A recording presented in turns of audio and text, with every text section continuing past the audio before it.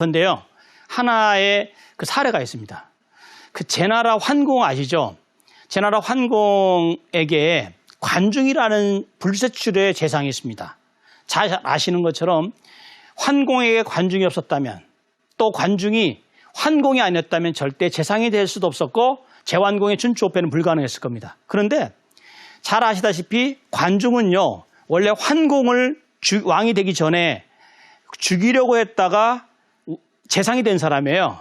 원래 관포지교 아시죠? 관포지교에서 원래 환공은 포숙과 가까웠는데 포숙이 환공을 도와줬고 관중은 환공과는 정반대편에 섰었는데 그것을 환공이 관중을 바로 재상에 임명을 했죠. 임명하는 것까지는 좋았어요. 근데 관중이 어느 날 환공을 찾아옵니다. 찾아와서 뭐라고 얘기했냐면요.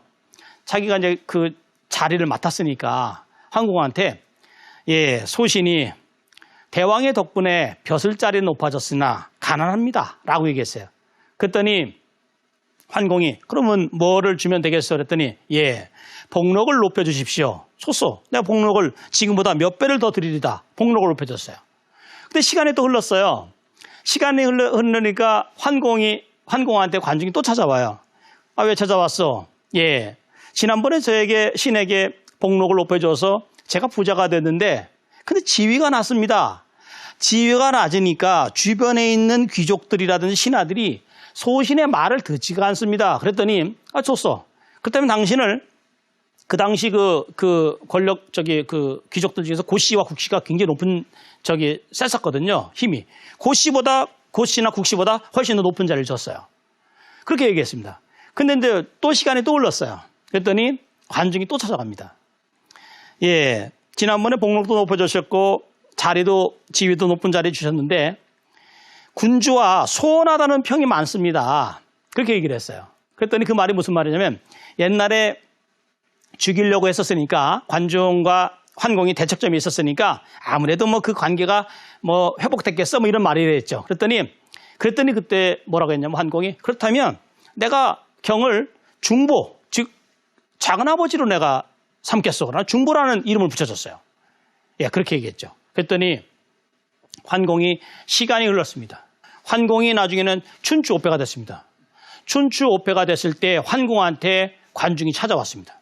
찾아와서 얘기를 합니다. 소신이 꼭 대왕께 드릴 말씀이 있습니다. 그랬더니 뭐요? 신에게 상벌권을 주십시오 라고 얘기했죠. 그랬더니 그때 환공이 뭐라고 얘기했을까요? 이런 말을 했습니다. 내가 당신이 그대의 경이 원하면 이 제나라 땅 절반도 줄 수 있어. 제나라에 있는 보험을 다 줄 수 있어. 마음껏 쓰시오. 그러나 상벌권만은 내가 줄 수가 없어 라고 얘기했고 바로 환공이 세상을 떠날 때까지 그때까지 상벌권을 주지 않았고 관중은 그 밑에서 그 환공한테 끝까지 재상으로서 이인자로서 패왕의 도를 보좌하는 데 도움이 됐다는 이야기죠. 관중이 얘기한 것은 명겁이죠. 명겁.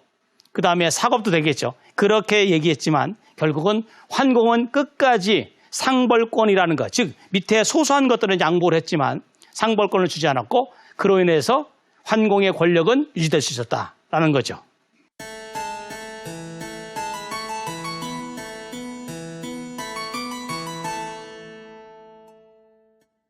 우리가 이런 생각해 볼 수 있죠. 그렇다면 군주와 신하의 마음은 어떨까요? 군신, 이심. 즉 군주와 신하는요. 다른 마음을 갖고 있다. 그래서 이러한 사례가 있습니다. 진나라 해왕 때 재상이 하나 있는데 그 재상 이름이 감무예요. 아주 명재상으로 이름 나 있죠. 근데 해왕이 항상 얘기하는 게 있어요. 감무한테 나는 경밖에 없어.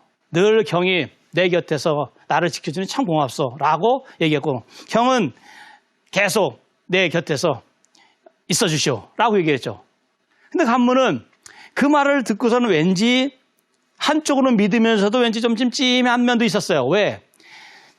감무가 소문을 듣자 하니 해왕이 공선원이라는 사람을 총애한다는 얘기를 들은 거예요. 그래서 어느 날 감무가 생각을 했습니다. 안 되겠다. 간무의 최측근을요, 공소년의 집무실의 그 벽에 귀를 대고 항상 듣게 만들었어요. 근데 어느 날 그 해왕이 공소년을 찾아갔습니다. 찾아가가지고 내가 지금 간무란 자를 재상으로 하고 있지만 내가 후임으로 당신을 내가 염두하고 있어 라고 얘기하는 것을 그 간무의 측근이 듣고선 간무한테 와서 얘기한 거예요. 그때 간무가 어떻게 했을까요? 히치미를 똑 떼고선 누굴 만나냐면 해왕을 찾아갑니다.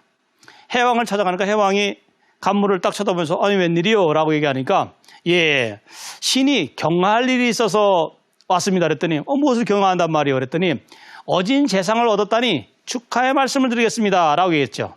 그랬더니 아니 지금 경이 재상인데 무슨 재상을 얻는단 말이었더니 신이 듣기로는 이번에 새로 공소년이라는 자를 재상으로 삼으려 하신다면서요? 라고 얘기했죠.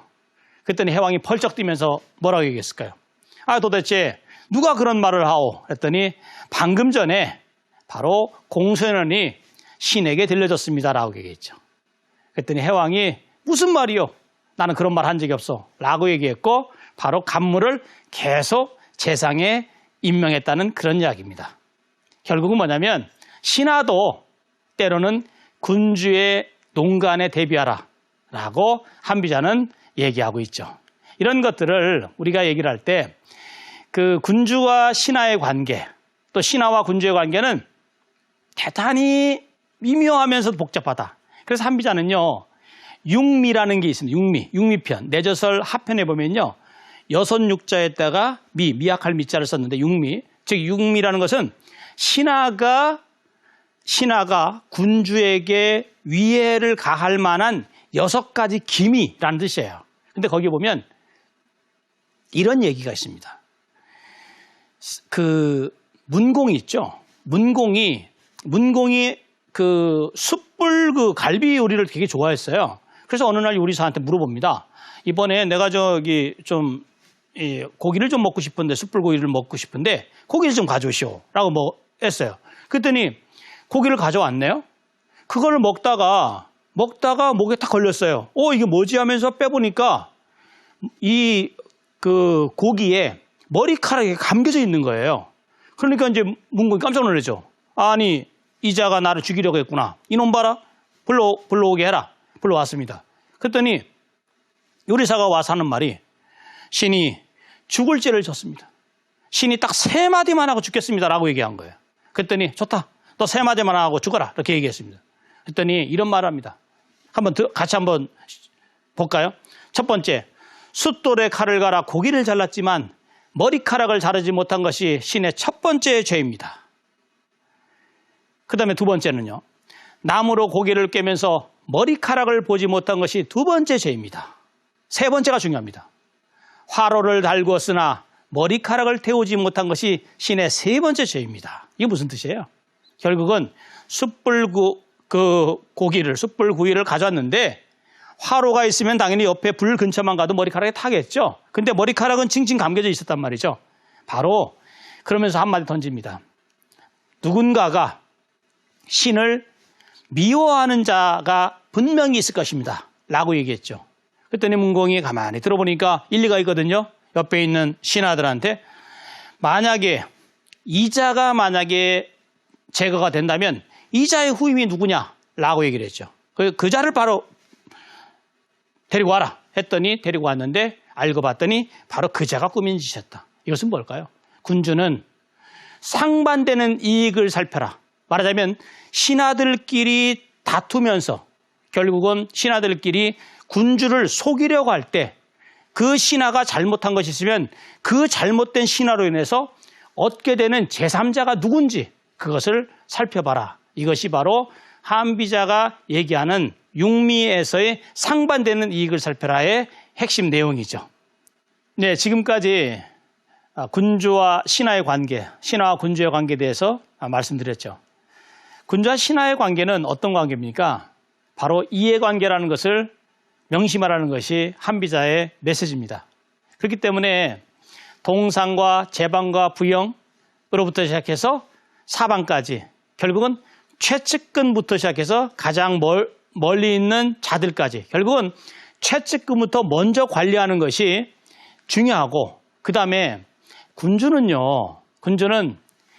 자기도 모르게 호오의 감정, 즉 좋아하거나 싫어하는 감정을 분명히 드러내려고 합니다. 그게 바로 군주는 자기가 권세가 있다는 것을 의미하기도 하죠.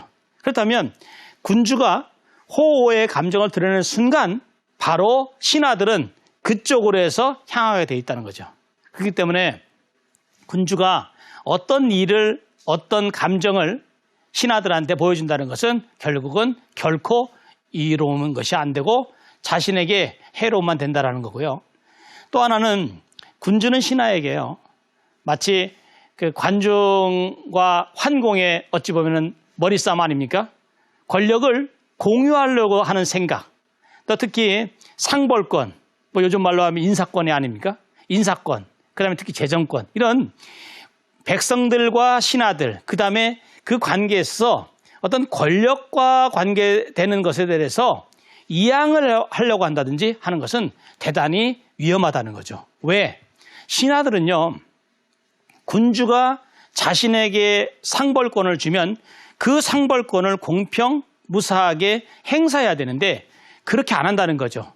바로 신하들은 신하들의 사적인 관계를 또 만들려고 하고, 또 그 사적인 관계 속에서 또 사적인 관계가 형성이 되고, 그러다 보면 군주의 의도와 달리 바로 신하들은 작당하게 된다는 거죠.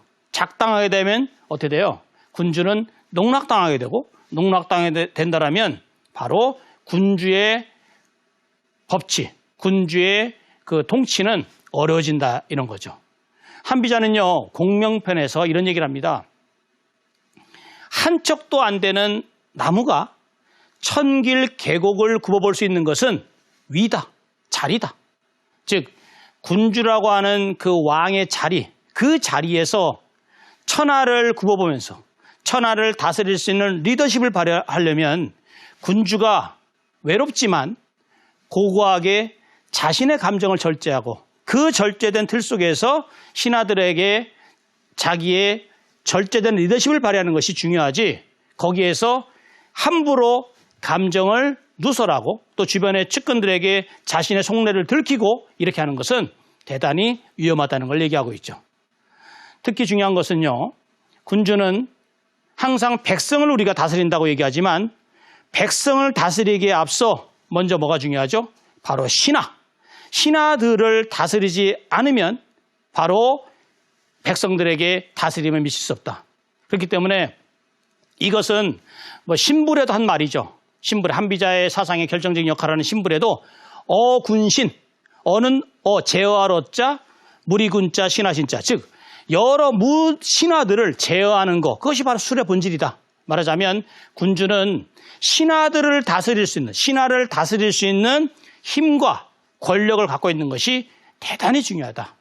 이것은 바로 한비자의 군신론에서, 또 특히 군주론에서 우리가 생각해야 될 하나의 문제가 아닐까 생각합니다. 네, 지금까지 시청해 주신 시청자 여러분께 감사합니다.